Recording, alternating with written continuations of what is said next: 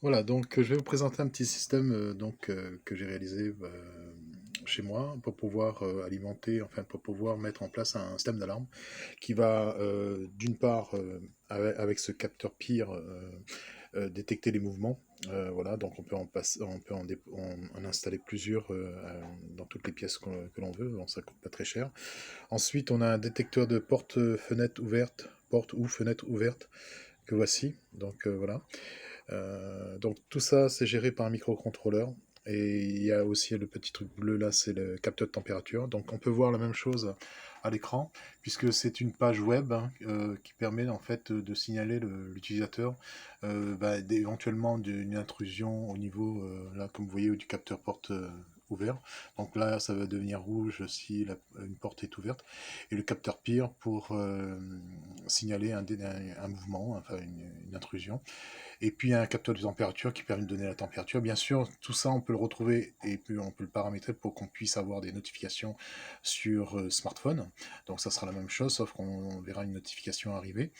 Alors, ce système, il est géré de manière autonome, c'est-à-dire que j'ai fabriqué un circuit d'alimentation via un panneau solaire. Donc ça veut dire qu'ici, on a un petit panneau solaire qui nous donne du 13 volts. Voilà, donc là comme vous voyez là sur l'afficheur 13 volts. Ensuite, ben, il alimente en fait un circuit que voici. Ce circuit permet de gérer une batterie 3,7 volts, donc il charge la batterie pendant la journée et le soir c'est la batterie qui prend le relais. Alors ces batteries en fait, elles peuvent être chargées à une hauteur de 4 volts à 4,2 volts. S'il dépasse une tension de 4,2 volts, bon, le chargeur protège la batterie donc contre les surcharges, mais il protège également la batterie contre les décharges, c'est-à-dire si elle est en dessous de 4 volts. Donc tout ça, voilà. Donc comment ça fonctionne exactement l'alimentation? Donc on va le mettre en route parce que pour l'instant le chargeur n'est pas en route. Donc on va le mettre en route pour qu'il charge la batterie. Donc voilà. Donc c'est un petit système que j'ai fait. Alors je pense que hop. Alors je sais plus. Voilà. Voilà. Donc là, on voit que le chargeur est en route et du coup, la tension augmente. Donc c'est que là, il sera en train de charger la batterie au fur et à mesure. Alors bien sûr, là, j'ai fait un petit contrôle de la consommation du circuit qui est là. Donc pour contrôler la consommation, bah, il faut brancher un ampèremètre que voici. Donc là, je vais...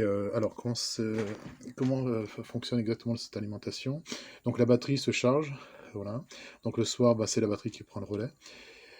Alors la batterie, en fait, elle fait sortir du 4 13 volts ici. Ce 4 13 volts, en fait, il vient alimenter un booster qui lui donne du 9 volts, qui lui, bien sûr, va alimenter un autre circuit ici. Ce circuit permet en fait de lui donner du 5 volts, ce qui nous permet d'alimenter tout ça. Donc là, si on met en route, voilà, donc là, si je mets en route, bien sûr, la consommation, bah, elle diminue, c'est-à-dire le voltage au niveau de l'arrivée du panneau solaire diminue, on est passé du 12 volts au 6 volts. Et on voit bien que l'ampèremètre nous donne une consommation de 0 entre 0,23 et 0,77. Alors pourquoi cet écart en 0,23 ou soit 0,77? C'est parce que en fait on a un Wi-Fi et donc le Wi-Fi transmet les données, enfin se connecte donc au serveur qui est là.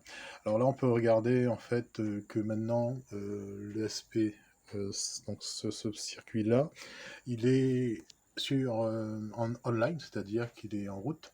Et du coup, on a les températures, humidité qui s'affichent et on a le détecteur PIR qui s'est mis, enfin qui a détecté quelque chose. Donc c'est normal puisque je suis à proximité. Donc là, si je décale un petit peu et on va regarder un petit peu comment ça fonctionne. Par exemple, le capteur porte-fenêtre qui se trouve là, donc bah, je vais simplement le déconnecter. Voilà, là c'est un truc à installer au niveau des portes et des fenêtres. Donc là, la porte est ouverte, donc automatiquement le capteur porte il s'est mis en rouge. Hein. Donc on referme. Voilà, donc normalement ça devrait. Alors bien sûr, il y a un buzzer, hein, c'est-à-dire que il y a un délai avant que le buzzer se met en route, c'est-à-dire la sirène se met en route. Donc ce qui nous permet en fait d'éviter des portes ou fenêtres qui s'est volontairement ouvert alors alors que que l'habitant est là, donc il a juste à refermer, et puis voilà. Donc voilà, là ça c'est, voilà, j'ai tout de suite reconnecté, et donc il y a plus de point rouge au niveau du capteur porte. Ensuite, pour le pire, donc le pire, on va simuler une détection. Alors je mets ma main devant, enfin voilà, et normalement ça devrait passer au bleu, donc voilà. Alors c'est variable en fait. Alors si je mets la main comme ça, donc normalement on devrait avoir quelque chose dans 2 ou 3 minutes. Après il faut le régler, hein. Je pense que le capteur PIA, il faut qu'il soit à une certaine distance pour éviter les mauvaises, enfin les retours de détection qui se fait entre comment dire, l'obstacle et le capteur. Donc c'est un capteur de mouvement infrarouge. Donc il y a un retour au niveau du pire, et si ça se fait pas, bah, c'est que voilà. Donc là du coup je sais pas si ça va marcher. Voilà. Donc là ça marche. On voit bien que la LED finalement s'est allumée, et donc on a bien le point bleu à l'écran.